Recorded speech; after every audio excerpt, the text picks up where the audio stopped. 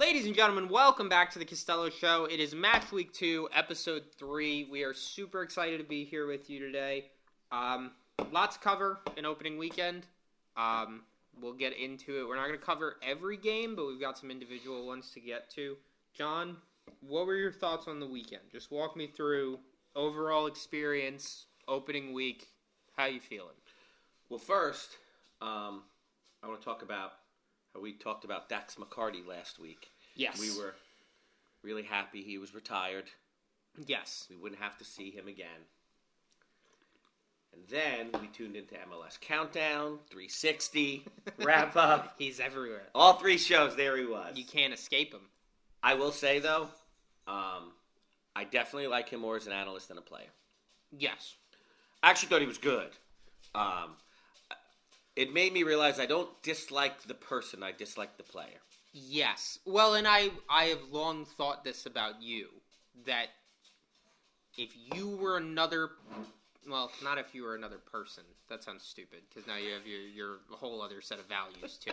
If there was a carbon copy of you that was a professional soccer player, you would hate that motherfucker. I would hate that guy. Absolutely hate that guy. You'd be like, he's an asshole, he shits on his coaches and teammates sometimes. No, I don't do that. But the other team, you are my enemy, and whatever it takes to win. Well, I would hate that me. of you. I would hate me 100%. I could also I feel like see. I was a good teammate. Well, here's what I could see in a press conference. The coach has done something stupid. Maybe not even with you. Maybe they started some new guy that had a horrible game. And then they ask you about it. And what I thought, in the heat of the moment, I'm not sure. Right. It's right probably, after the game. Yeah, it's probably good a microphone's never been in my face after games. Right. I don't think you'd handle that well. I also don't think pouring oodles of money onto that would make it especially in my 20s, right? You know, now I'm a different person in my 20s. But I've long felt that things that you hate pros for are also things that you have praised me for doing on the field. Yeah. Well, and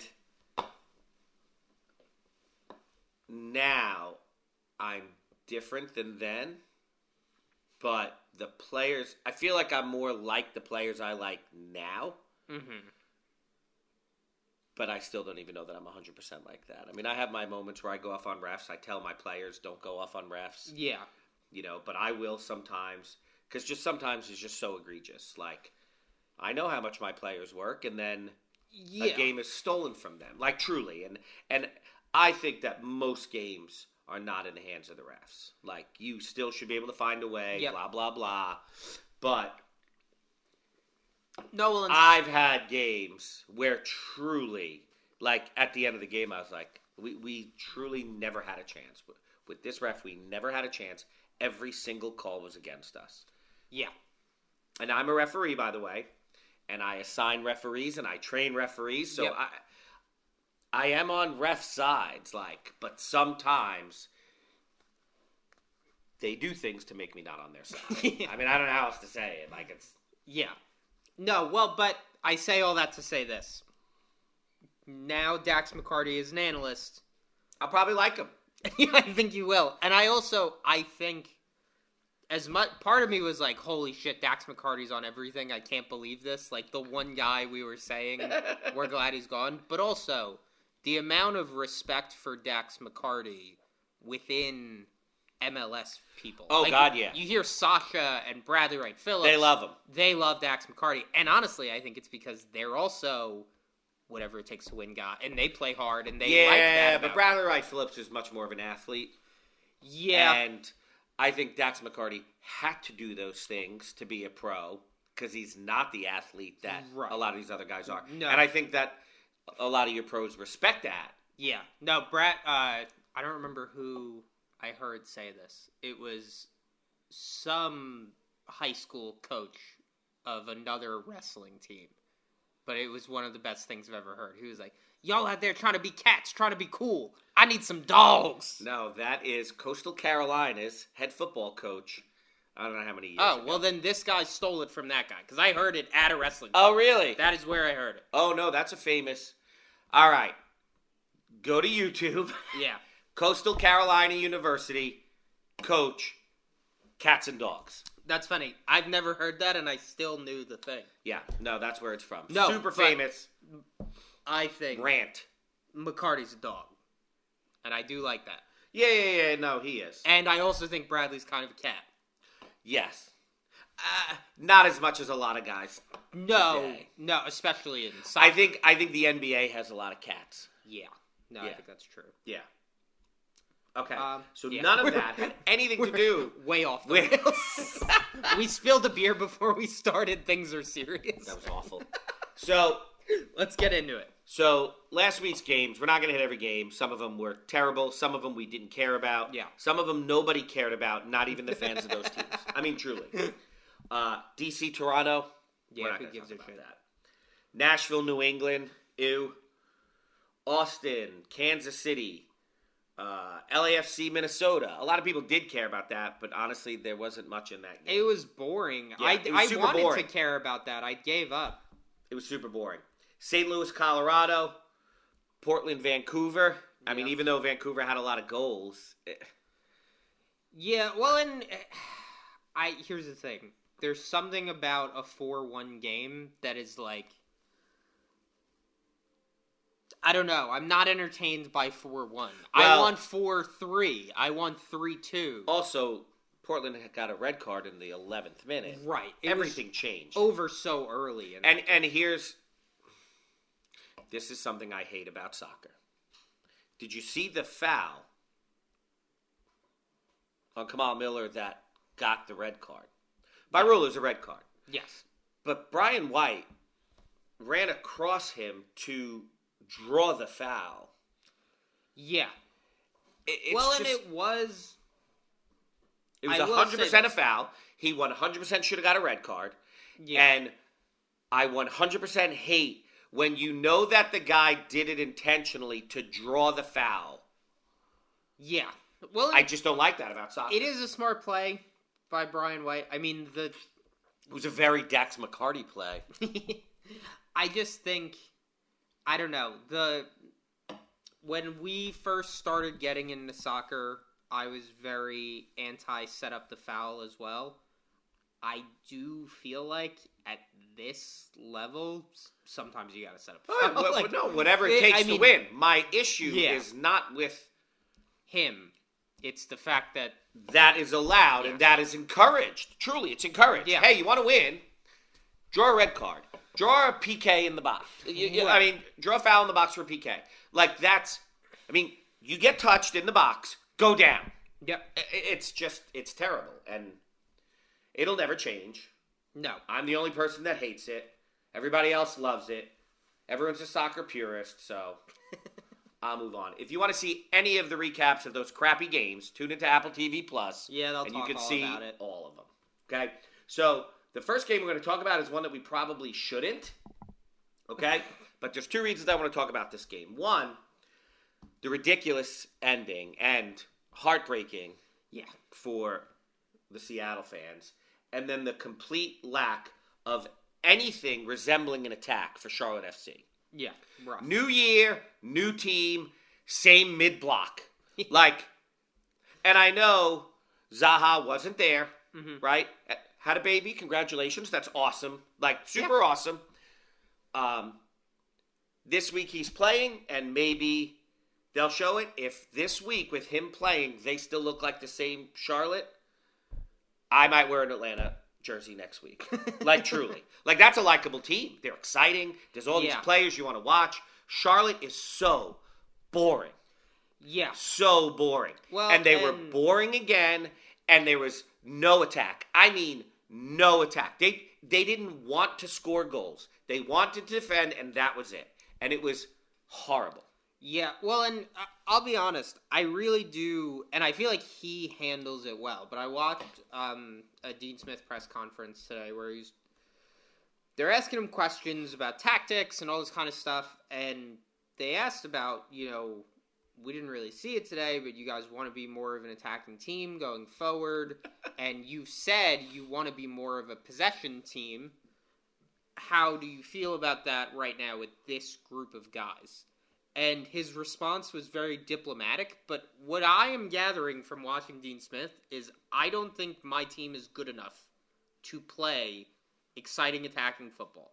So we are going to play a mid-block until Wilfred Zaha gets here, and then I will figure it out. Like, hopefully that truly seems to be what he thinks. Hopefully that's the case. Because every time he talks about them, there is this...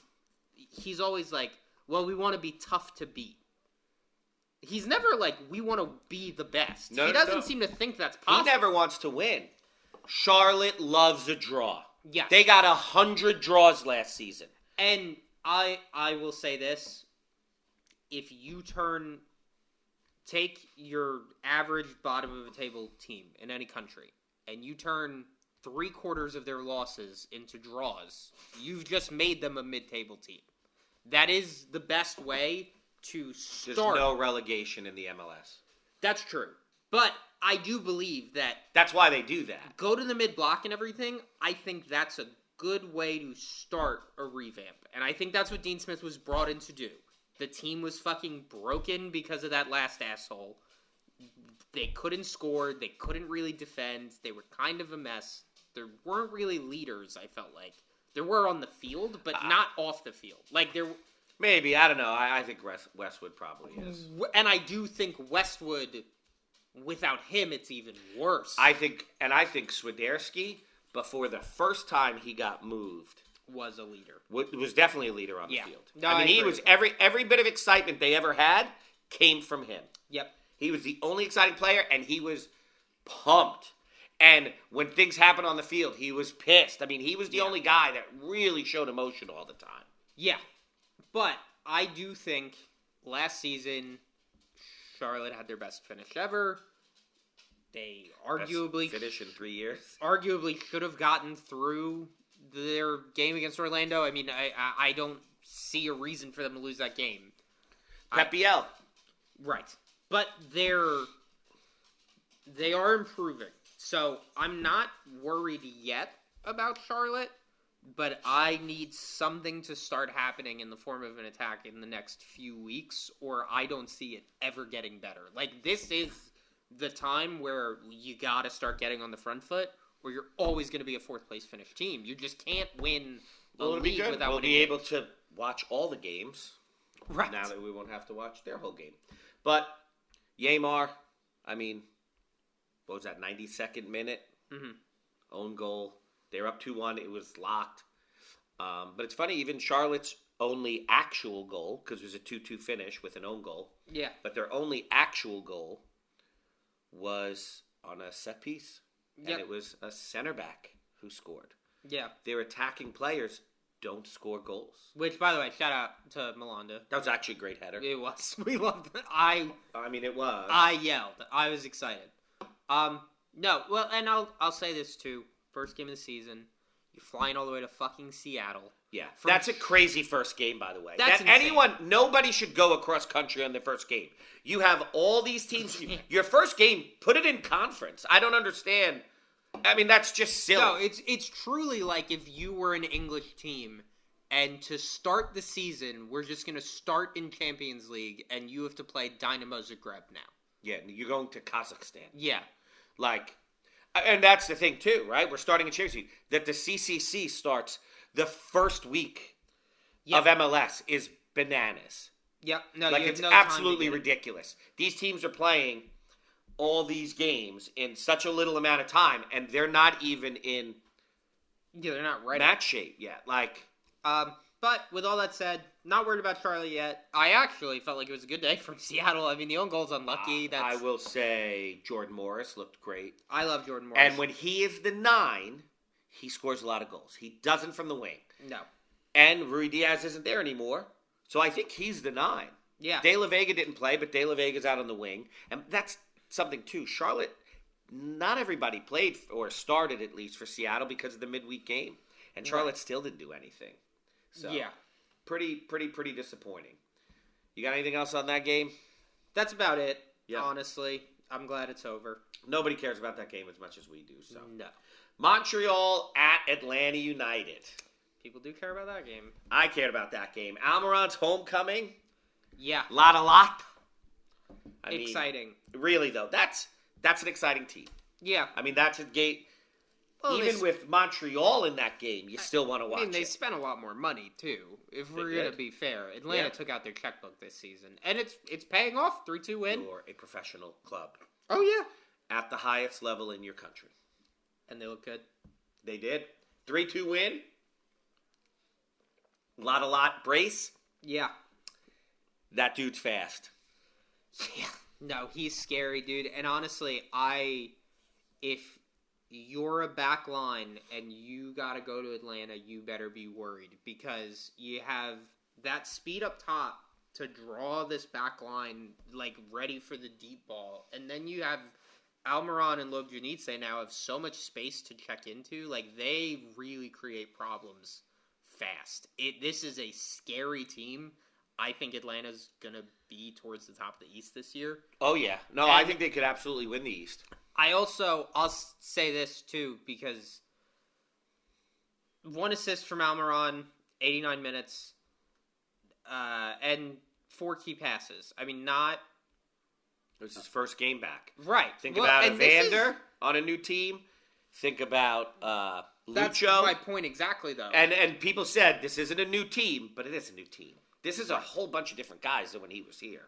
Yeah. Different coach. But 6 points in a game where I felt like we didn't really get the best of Almiron. Oh, yeah, absolutely. I'm scared of him this season, dude, because when Almiron is on, I don't know how many of you guys watched the MLS when he was still here, but there's a reason Newcastle signed him. Yeah, That motherfucker is scary. Yeah, he's good. He makes problems. He's creative. He's really, really skilled on the ball. He can embarrass you. He gets crowds going. Like, he's not even just a good distributor or a good skill guy. He does everything. So, they scored 3 goals. Do you know how many shots they had? 3, right? No. 14. Oh, my God. Yes. So, think of what the score could have been. Who? Oh, I'm mixing it up with another game. Someone scored 4 goals on 4 shots. Was it Toronto? No, Toronto was 2-2. Who played Orlando? Oh. Philly. Philly scored 4 goals on 4 shots. Yeah. That's where I got that from. Anyway. So, someone who doesn't get enough credit on Atlanta is Brad Guzan. Love him. He's so ugly, but he's so good. Yeah. I mean, and he's so old, and I think that's why he doesn't get credit. Like, I think some of it's because he's old. That defense is so bad in front of him. Yeah. And he makes all these crazy saves. No, he's unbelievable. And it's funny because I think Americans have known Brad Guzan for so long now that I think people are starting to forget that, like, he is that dude. I think he's unbelievable. He's one of the best American goalies playing, still. And he's old as fuck. Yeah. Everybody's excited about the younger ones. Like, but he's still as good as those guys. Yeah. Now, if I'm the U.S. national team, I'm obviously not putting Brad Guzan in. We got to look at the future, whatever. Yeah, higher ceiling. But if it was a World Cup year this year, and Brad Guzan was available, I might think about playing him. I mean, he is that good. At least compared to other Americans. Oh, yes. You know. New York City, Miami. Yeah. Which, by the way, this is another example of how absolutely cold my picks were last week. Because Miami was one of the teams that I said, if you're just looking for a safe bet to hang your hat on, go with Miami. New York City is so bad. Yeah. Miami was not good. Mm-hmm. But red card in the 23rd minute. Yep. It changes everything. It changes the whole game. Now that was egregious and completely ridiculous, and I don't know what he was thinking. No, that was insane. And after scoring a goal in the 5th minute as a defender. Yeah. Well, and it's funny because I've always felt like, especially at this level, like when you're coaching kids, it's different. But when you're coaching high school age and up, you should expect that your players are going to get cards. You can't get mad every time someone gets a card. People get red cards. It's going to happen throughout their career. That one he should be fucking mad about. Yeah. What was that? No, it was terrible. And it didn't even feel like they gained that much. Like, it was just insane to me. Yeah, but I'll tell you this. So, Miami's losing. Mm. How many minutes of added time will there be if Miami's losing? 11 minutes. Yeah. And when did they finally score? 90 plus 10. Yeah. Give them 11 minutes and they'll find a way to score. And maybe it was warranted. Yeah. I watched lots of games. And Yeah. I didn't watch any of them every second of them. Right. I'm flipping through. I'm watching 360. I watch the recaps. And through all of that, you can't judge what the added time should be. But I don't recall it being that high in any other game. No, 11 minutes is crazy. And the MLS wants Miami to win. Yeah, well, and home teams, too, in general. I mean, yes. You're just... Not just Miami. Miami at home, specifically. Did you see that goal, though? Getting it. The equalizer you're talking about? Yeah. Yeah. Did you see NYC jogging the whole time? Yeah, I don't know what that was. You're up by a goal. There's a minute left. 11 men behind the ball. Dude, they're up top, and then they're just jogging back, and... No, insane. And honestly, poorly executed, poorly planned, because NYC needed points out of this game. Like, a win here was huge. Well, they got a point, but they threw away 2 points. No, this should feel like a loss to NYC, and it should feel like a loss to Miami. 100%. Nobody I agree with both of those. Should be happy. And I love LAFC this week because I think NYC is that bad. I think they're that bad. I think the right pieces fall into place. They have potential, but for me, they need to figure it out really quickly, or this is going to be a bad season. I think. Santi's gone. Yeah. I think Maxey can turn it on, but I think he has to do it now. I think if it doesn't happen soon, it's not going to, because now they're going to have no confidence. Yeah, I don't think it's going to happen, period. I don't know if it'll happen, but I'm open to the possibility that they get good in the next 3 weeks. If they don't, they're going to be bad all season. I'm all over LAFC this week. I am too. I don't think it'll be this week that they get good. No. I'll be honest. No. Red Bull at Cincy. Yes. Let's get into that one. Denke. Nice goal. Yep. Game winner in his MLS debut. Evander... I wouldn't say non-existent, but it was underwhelming. Yeah, I mean, essentially nowhere to be seen. 39 passes, 3 key passes. I mean, think about what his numbers in just those 2 categories in Portland was. Yeah. And I thought that he would do more because he was in the CCC. He was doing stuff. You know what I mean? So I thought, all right, he's comfortable with them. And I think he's awesome. He might be the best player in the entire league. Yes. So I am 100% chalking this up to new team and all of that. I do not think that is foreshadowing by any stretch. No. But I expected more out of this game from him, so. I definitely did as well. I'll be honest, we got a lot out of DeAndre Yedlin, who last season I felt like you and I gave up on him. Yeah. And then it felt like the world gave up on Yedlin, and then all of a sudden... Well, and maybe because everything doesn't have to run through Lucho. Yeah. Now maybe everybody else is elevated a little, but also no Orejano.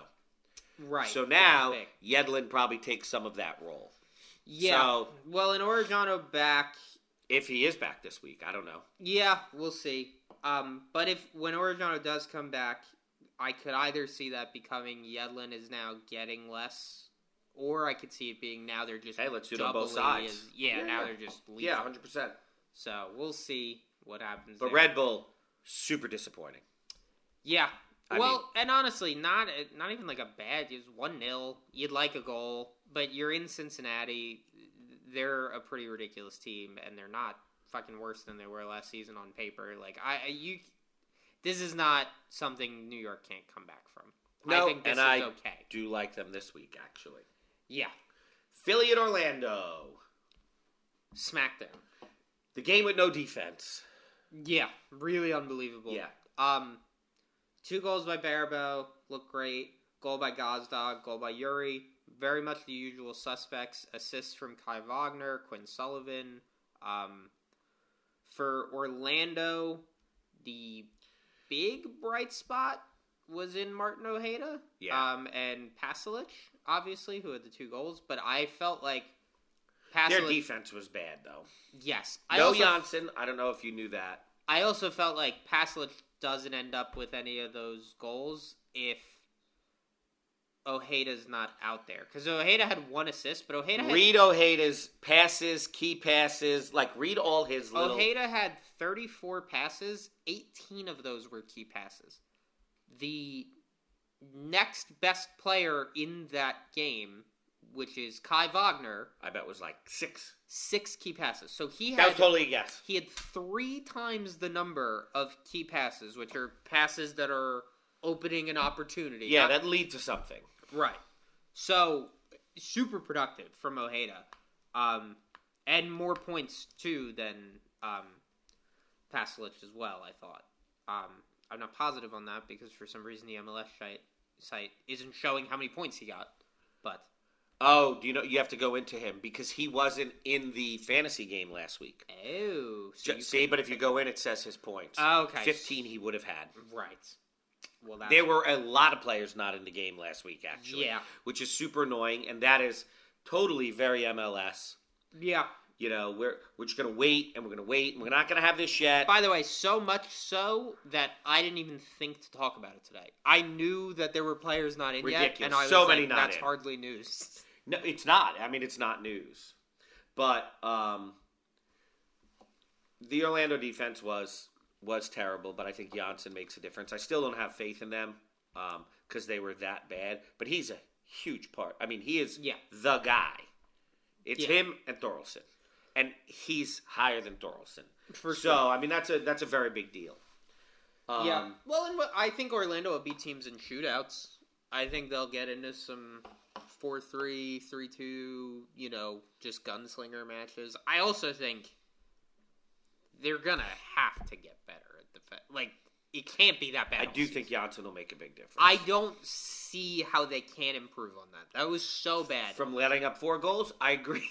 But literally, we want to talk about the other defenses that did shitty. I mean, the Chicago Fire let up 4 goals. Same score, actually. 4-2. Yeah. They're not going to look that bad all season because it can't get that much worse. Well, they also play Columbus. I mean... Yeah. No, that hurts, too. But Philly's not quite the same level of matchup.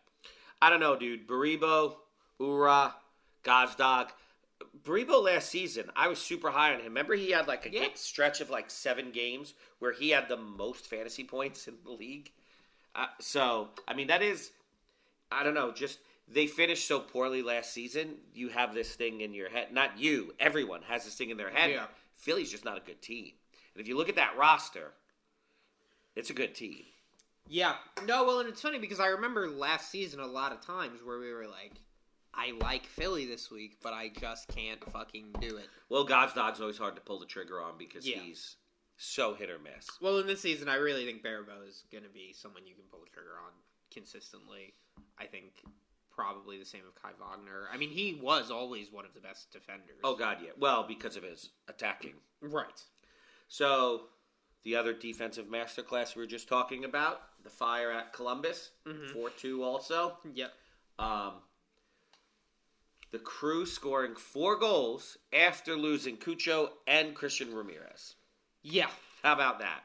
No, well, and we talked all that shit about Nancy. Wilfred Nancy. It was against the Chicago Fire defense. Yeah, no, I'm not convinced yet. I will say that. And I also, when we talked about, here's how good Columbus was. When we talked about all the offseason transfers and everything, I almost forgot that they still have Diego fucking Rossi, who is a Serie A legend. Okay, but you ready for this? What happens when they're playing all these other tournaments? Oh, yeah. Right, because they rotated those guys. Yeah. Cucho out, Ramirez in, Ramirez out, Rossi in. They rotate all of them. There's no more rotation. No. The rotation's gone. This is your starting 11. So, yeah, we'll see now when they lose that ability to rotate and they're playing in all these different tournaments they have to play in. That's true. And we'll see. I felt like, I mean, obviously, you had the 2 goals from Rossi. That's the fireworks of it. That's the exciting thing to watch. But going through their back line, Moriera with 71 passes, Amundsen with 68 passes, Chaberka with 129 passes. They're moving the ball really well. They're in control of this game. Again, it's Chicago. This is not one of the strongest opponents in the MLS, obviously, but you don't see 71 passes from a defender. You just don't. You don't see 129 passes from a defender. That is a team that is dominating you from all parts. Like, clearly they're a ball control team. Right. Well, and even, I mean, just looking through, Mohamed Farsi, 7 key passes. Max Arfston. He's not really a defender, though, Farsi. No, but Max Arfston, 5 key passes. Moriera, 4. Jack Russell Rowe, 6. Diego Rossi, 8. Like, it's coming from everywhere. They're all setting up. They're all getting in position. So, We'll see kind of how that unfolds, how they handle the no rotation. I think if they're smart about it, though, and they don't rotate everyone at the same time, they should be fine. Because it seems like everyone can handle it right now. I don't see, one guy that you take out and now they're fucked. Rossi would be a big loss, but I think they still beat a lot of teams without him. I don't. Really? I think they find a way against a lot of teams. We'll see. The one other bright spot of that game is Gutierrez. He's awesome. He was so good last year, too. I feel like he's a player that doesn't get talked about enough. No, and I really hope... And I think it's because he's on the fire. I hope he leaves there. I mean, how... Me too, and I don't love their future. I have zero confidence in Berhalter. Not a fan at all. Yeah. So... Let's see. Yeah, I mean, he's 21 years old. Oh, yeah, no, he's super young. He's not going to stay in Chicago. Do we know how long? This is going to take me way too long to find on air. I should have done this before. Contract? Yeah, when he's up, because honestly, I would be really curious to see if he... I doubt for a while. If he even stays in the MLS. Well, his contract doesn't be up. They'll sell him. Well, sure, but what I'm saying is, will he move to a good MLS team, or will he go to Europe? No, I think he'll go to Europe. Being as young as he is, I think so, correct. Too. All right, Dallas and Houston. So I wanted to see more in Lucho's Dallas debut. Yeah. But Musa was awesome. Goal and an assist. The assist was great. Yeah. No, it was a great ball. Great ball. And then that great little flick over the keeper's head. Yeah. I mean, that was pretty fantastic. No, well, and it's funny because it was a 2-1 game, but honestly, I felt like Dallas kind of made it look easy with those 2 goals. Overall, obviously, it was more back and forth. Well, Musa's goal was a bonehead play out of the back play, which happens all the time now. And I don't know how it happens at the professional level. I know everybody wants to play out of the back. That's the cool thing now. Yeah. At this level, you should be able to. But, I mean, that was bonehead. Musa's goal wasn't this great goal, but the assist was great. Yeah, well, and I do feel like those types of easy giveaway goals we're going to see that a lot this season, I think. Especially... Yeah, I don't love the MLS as far as defending goes. No, I don't think... Because here's the thing. That whole build from the back mentality, that's trickle down from... I mean, you're talking Barcelona. Yeah, you're talking about the Pep treble. That's a long fucking time ago. And it's the most elite team in the world. Well, and a lot of those guys grew up in that organization and did it from when they were kids. Yes. So, you're talking about a style that is very specific to a group and a skill level that then slowly permeates throughout all of these European leagues and becomes more and more popular. We see, Italian teams, English teams start picking up this kind of build from the back mentality. MLS teams don't have the level of center backs that those leagues have. And I'm not trying to be the MLS sucks guy. I don't think that. I do think you should not be playing the same tactics as a fucking Premier League club. Well, because you're not one. As potentially the best team of all time. Right, it's just, that's insane. You don't have... Well, you know what's funny about that team, too? They had some really big names they brought in. And I talked about them doing this their whole lives, right? They grew up in that club, and they were huge names they brought in that couldn't do it. Yeah. No, and they got rid of them. It's not the easiest way to play. It's certainly not simple to learn. It requires your entire team to be on the same page all the time. It requires precision on every pass. Perfect touches on the ball. It's just so... You're asking so much of your back line, and I really think it's unfair at some of these clubs. Now, when you can do it, good, and you should try to, but, like, they're not just building out of the back in theory. They're doing it against professional fucking soccer players. Like, well, and also, it's part of the tactic, right? So that now we keep the ball, we're moving it up methodically. Oh, and by the way, if you now bring everyone, well, now we're going to play it over the top, and then we're going to score that way. Right. Like, it's not they're not like a one. It's something you should have in your tool belt, but I think this season, next season, we're going to begin to see the fall of play it from the back soccer, and it's going to be because there were 2 goals like this weekend. I think you need some team to do something different that's so amazing to get everybody else on that. They got to get something else to go to. Yeah. So, RSL at San Jose. God, how many more fucking games are there? Dude, and I skipped like 6. There's only 2 left, including this one. Okay. With the losses, RSL, I mean, Arango, and even before that, Gomez, like when he left, I mean, is it midseason or is it really, it was back half of the season? Whenever he left, they were a different team. Yeah. And then you lose Arango too, and they're not. I like Luna. He can't be the whole team, though. No. And they are a very different team, and I don't have a lot of confidence in him this season. Well, and to be honest with you, I didn't even know who it falls on. Amika Eneli, like, where are you expecting it to get better? I don't see who the bright spot's going to be. Because Justin Glad, we liked him last season. Yeah, he's a defender. You don't build a team around a defender. Exactly. And the reason he was so great last season is because the ball wasn't in his fucking box the entire game. Like, he can only do so much. Yeah, but they got to get Tyler Wolff going. Yeah, I do like him, actually. If he can pick it up and find a way to play alongside Diego Luna and Amika There's Eneli, a lot to make up for, though. I don't know. Yeah, but I think they can look better than they did. I don't think they're going to be as good as they were with Arango, which, by the way, Arango, disappointing game back? Yeah, but he hit the crossbar of the post or something. Yeah, that's true. I mean, they scored 4 goals. I mean, well, and 7 key passes. He wanted a goal, but I mean, he didn't play poorly at all. He had the second most key passes behind Espinoza, who is their, out and out 10, who should always be leading in key passes. Like 100%. Definitely not a terrible game from Arango. I mean, for a forward to have 7 key passes, that's pretty impressive, actually. Yeah. Well, and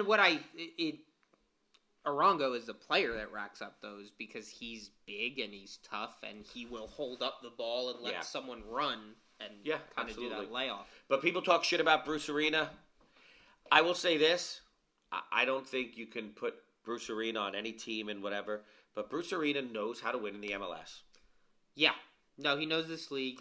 And this is a good team. Like, this has a lot of good players. Yeah. No, San Jose is scary. Did you see the last goal where they had like 100 passes inside the box? That was amazing. Like, that was beautiful. No, it was awesome. And it's funny because I'm curious to see how long this goes, right? Because you're playing a bad Real Salt Lake team. This is not... Yes, but still 4 goals without Chicho or Joseph Martinez. Yes, and they... think about that. That's pretty impressive. There's more in the tank at San Jose. And a shutout from the team that was dead last in goals against last year.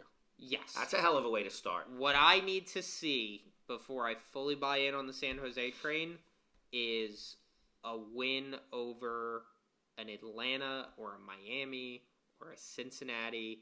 I need to see how they hold up to pressure. Even just LAFC, somebody west, right? Seattle. I felt like there was no pressure on them in this game. They were better on paper. They have been worse for I would a long like to time, see them so the go into Seattle and win. That's a good win. That would be a good Seattle, win. That's a good win. I agree. We'll see. I don't know when it is, but hopefully soon. Last game, recap. San Diego's first match ever. Yep. Against LA Galaxy. Yeah, and underwhelming Galaxy. I don't want to... Goodness gracious. I don't want to, totally take away from San Diego because they did win their first MLS match, and that is a big deal. And they should be excited.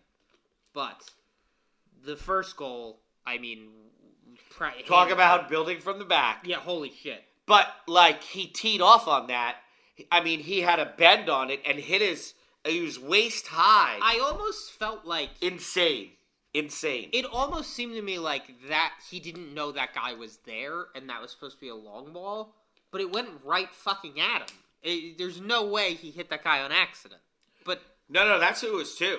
Yeah, but that guy had no chance, man. He got his foot way up. So hard. Yeah, it was insane. I don't know what he was doing. Yeah. And look, LA's missing a lot of pieces right now.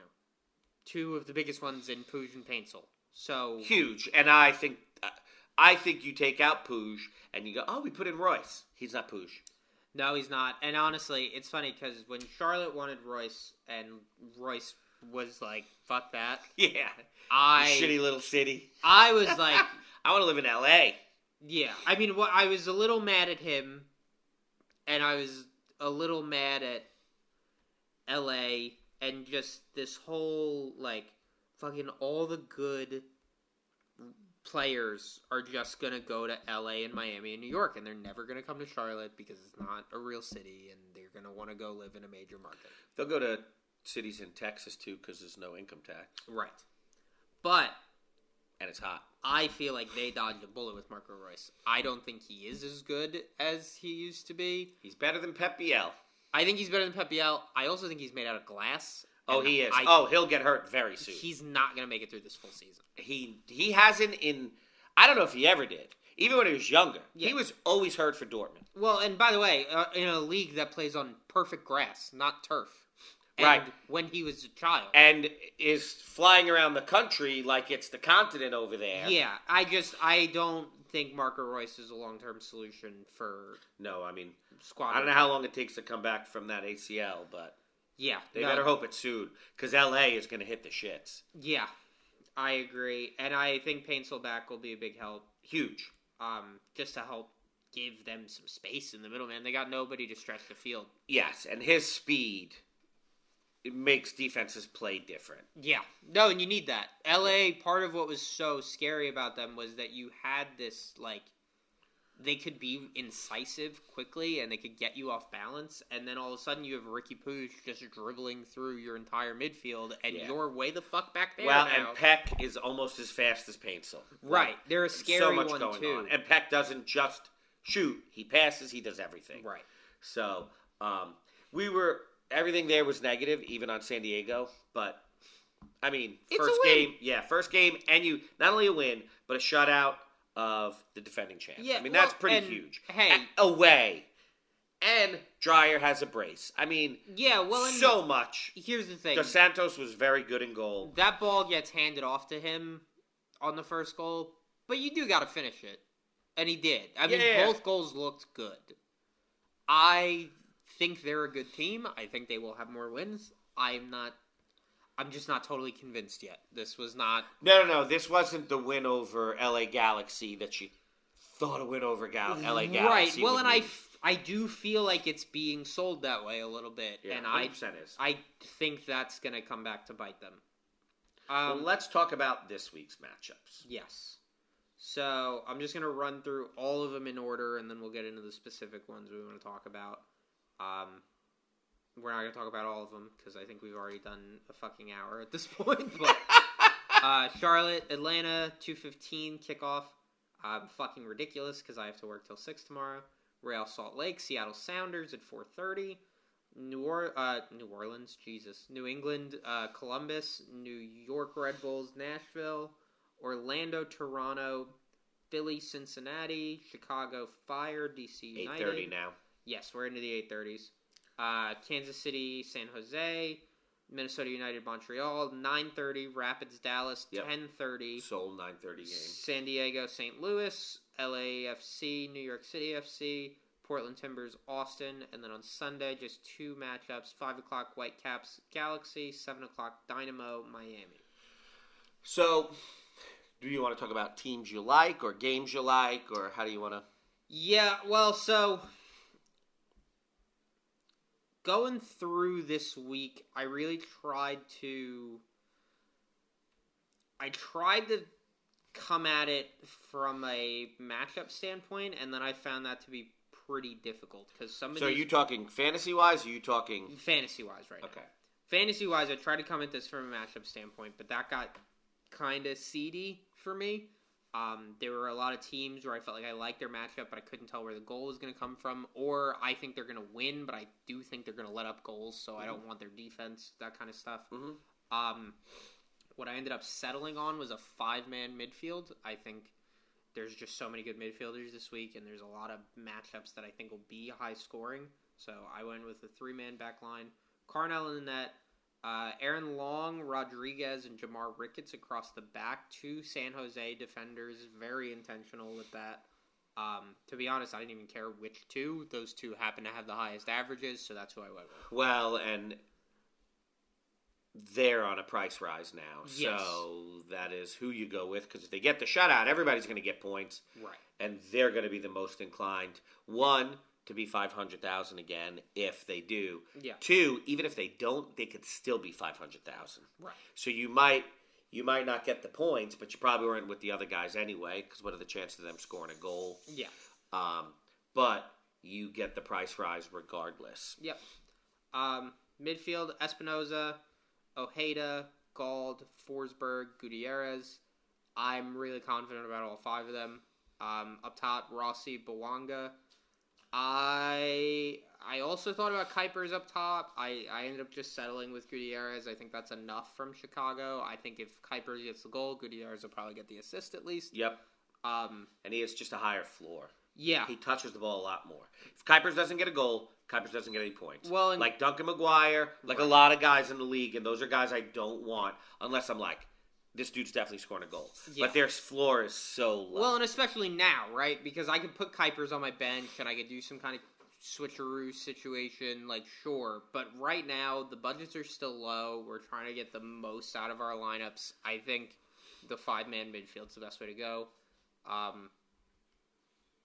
Yeah, I mean, that's really all I got. It's still early. I'm still not that confident in my fantasy picks yet. I think there's still more to see. But if you're talking about fantasy, what about last week? What happened with you last week? Last week, so not really a good week, but I got away with it. We did get the win in my league, 53 points, which some dumb mistakes here too. I had 2 players not play. Are we going to load this? Oh yeah, did you have Paintsel? I did have Paintsel and I had Orellano as well. That was just me not looking. That's why you check your lineups. Yes. No, you do have to check your lineups. I don't know. I felt okay about last week. Really good game out of Hollingshead. That was where most of my points came from. And then I had Messi captained as well. Those 2 kind of carried it. All in all, fine.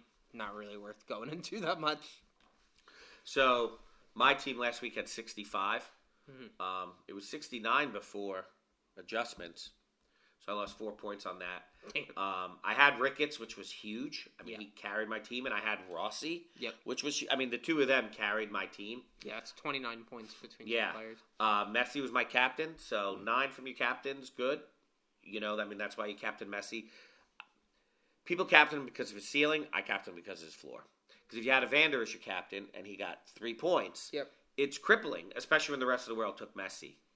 So, I found that a lot of guys lost money that I didn't expect. Like, I had Ustari on my bench. He actually wound up being my goalie because I didn't have enough money after he didn't do anything. Mm-hmm. He only had 2 points.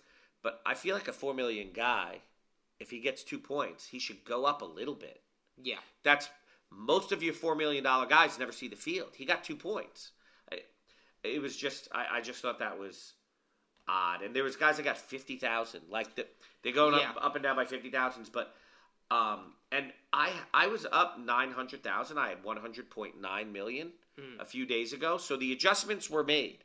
Yeah. And now I have 100.6 million. So I don't know what the hell is going on with the money. No, well, and I lost 0.2 million somehow. I don't know where it's gone. But I it's don't very even weird. Understand how that mistake. But the money is very, very important. At the beginning of the season, you need price rises. And when I only had 900,000, I was pretty unhappy with that result after week 1. Now that it's only 600,000, I'm super unhappy with that result because it makes it more difficult to have to put in the lineups you want. Like, you need price rises early in the season. Yeah. It is as important as wins. I won't go further into my team. Nothing special. Not a lot terrible. The one thing I did do that I was really pissed about, I had Pellegrino in from San Jose as one of my midfielders. Oh. Because I did like San Jose, but I couldn't afford Espinoza. Yeah. And I changed when I had enough money. I didn't even have enough money. I was going with less money. I saw that I liked where one of the Seattle guys was playing, and I was going to save money and have enough for a different keeper the next day. Mm-hmm. And I got up, and I didn't refresh my screen, and I saw, he had 5 points. Nice, and I have more money, yada, yada. Right. But on my phone, it was different when I logged in, and I never hit save. Yep. So not only did I lose the 4 points, but I also lost Pellegrino, lost 250,000. That dude went up in money, so I lost money too. And I didn't lose the opportunity to have a keeper on Sunday because I only would have had 5.8 million, and everybody was 6 or more. Mm-hmm. So theoretically, that could have happened as well. So make sure you hit save. Yeah. As far as betting next week goes, couple games that I was excited about. Few weird lines too. So we'll kind of go through them. The big one that I really think everybody should be all over: San Jose playing in Kansas City plus 210. Kansas City plus 115. Draws plus 260.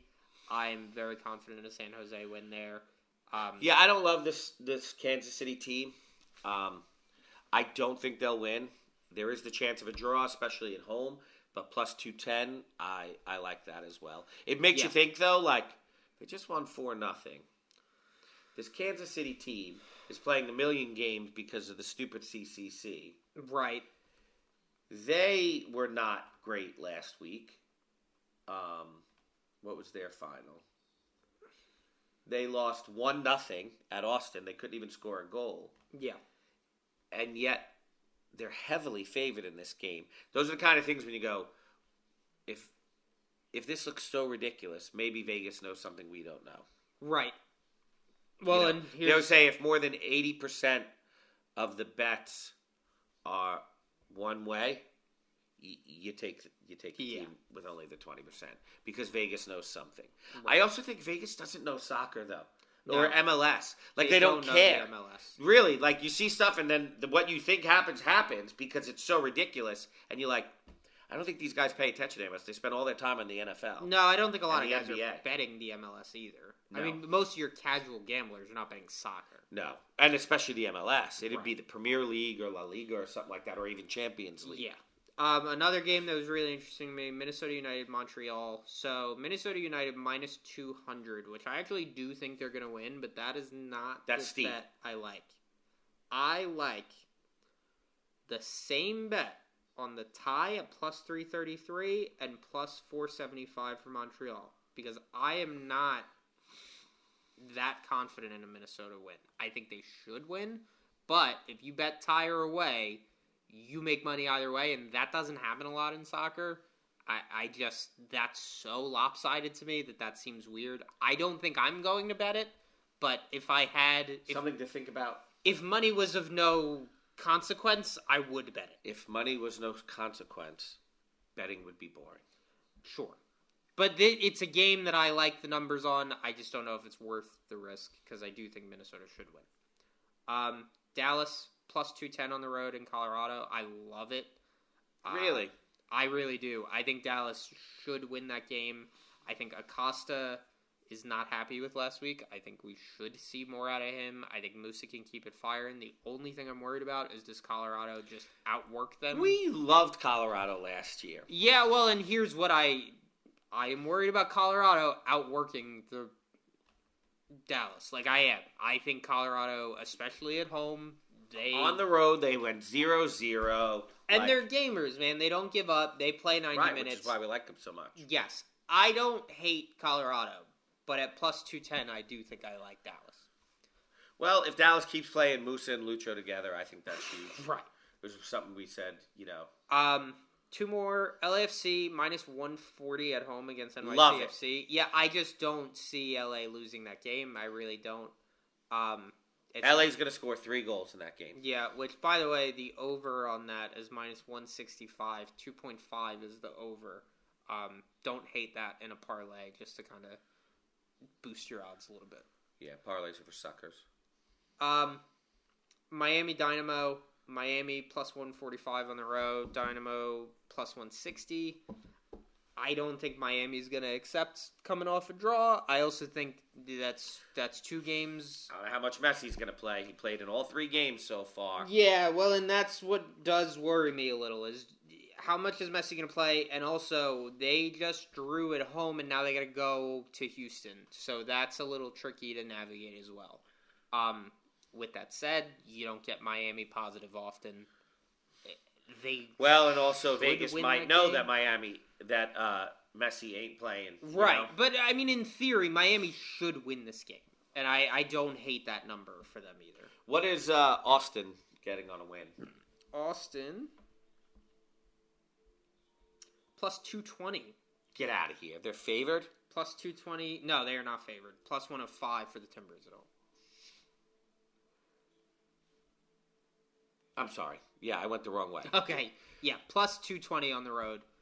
I'm just not that confident in Austin yet. I don't hate it. I mean, I think Portland's defense, value. Even though they got the red card, I still think their defense is horrible. Yeah. Well, and I'll say this. If you're betting... Plus 220, I love that. If you're betting more than one game, I like this line a lot more, too. Because now, if this does hit, it's going to cover losses and something else. And if you bet 5 games, you're just more likely to make Austin in this game. If you're only betting 1, I don't know that this is the game I'd pick. But I do like that number. But yeah, that's pretty much all I got. John, anything else you want to say to the people? Yeah, I want to talk about my fantasy lineup. Oh, well, let's get into that. I didn't realize you skipped it. And actually, I want to start with the teams that I like. Okay. So I like that when it comes to betting. I like that when it comes to my fantasy lineup. I like Columbus at New England, especially attacking. I don't know how much I love their defense. But I don't hate it, and this is a tough week for defense, so I could pick up a Columbus guy.